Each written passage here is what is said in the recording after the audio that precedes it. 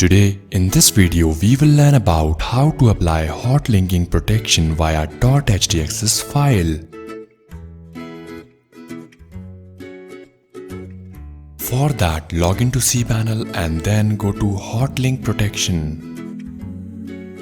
Now, enable this.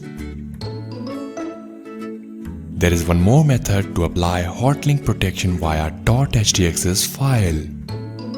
Log into cPanel and then go to File Manager section.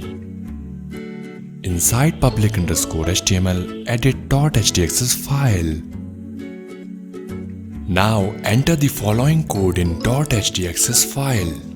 This code is also given inside description box.